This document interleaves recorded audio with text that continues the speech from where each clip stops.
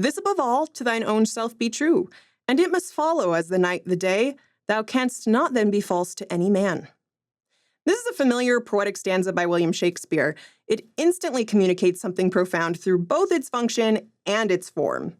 This passage teaches us about the importance of honesty to oneself and to others, but its message is more impactful because it was delivered through artistic literary phrasing, through poetry. While William Shakespeare's poetry is beautiful and timeless, it can be a challenge for English speakers and non-English speakers alike to fully appreciate its artistry because it's written in an older form of English and the poetry forces us to think a little differently.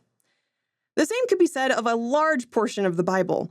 Much of the Bible, including the Psalms, Job, Ecclesiastes, Proverbs, Isaiah, Jeremiah, Hosea, and a lot of other books, are written using Hebrew poetry.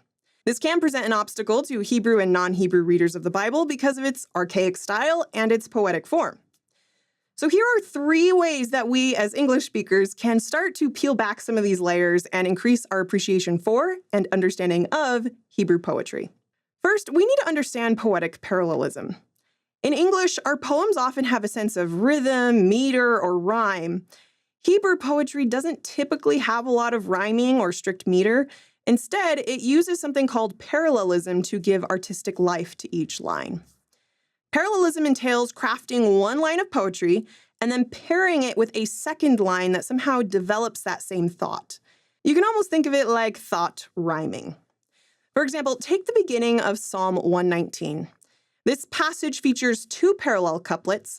The first line says, "Blessed are the undefiled in the way," and then the second line parallels it and elaborates a little bit more about what it means to be undefiled in the way. The answer is, to walk in the law of the Lord. The next couplet parallels the first, but it kind of variates on the first idea by now talking about testimonies. Blessed are they that keep his testimonies. Well, what does it mean to keep the Lord's testimonies? The second line elaborates, to seek him with the whole heart. But these poetic lines aren't always synonymous. Sometimes they can contrast with each other. Psalm 119, verse 29 says, "Remove from me the way of lying, and grant me thy law graciously." These 2 lines are structured the same, and so they parallel each other, but they contrast the way of lying with the graciousness of God's law, creating an antithetical parallelism. And these parallelisms are the building blocks of Hebrew poetry and can be used in all sorts of creative ways to express deep religious convictions through literary art. For example, chiasmus is an inverted form of parallelism, where the first line or thought is repeated, but in reverse order. A simple example of a chiasm comes from Malachi chapter 4, verse 6. "And he shall turn the heart of the fathers to the children, and the heart of the children to the fathers." Here, the second line of the scripture reverses the order of children and fathers. My second tip is to consider supplementing your study with a different translation of the Bible with formatted poetry. Because the King James Version of the Bible lays out all of the scripture into blocks of verses, it can sometimes be hard to detect some of these parallelisms. Translations such as the NIV, NRSV, LEB, and others format these parallelisms into poetic lines for easier reading. Or you can use the free Scripture Plus app, which takes the King James Version of the Bible, the official church version, and reformats the text into poetic lines for your convenience. Third, you can improve your comprehension and appreciation of biblical poetry by reading it out loud.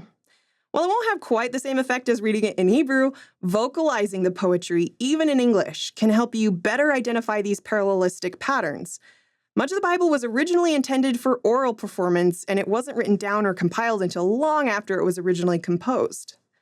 The Psalms were especially intended for musical performance and not necessarily to be read on paper. Reading these passages out loud or writing them out like a scribe can also help you slow down and contemplate on each word and phrase you read, offering more time for reflection and pondering.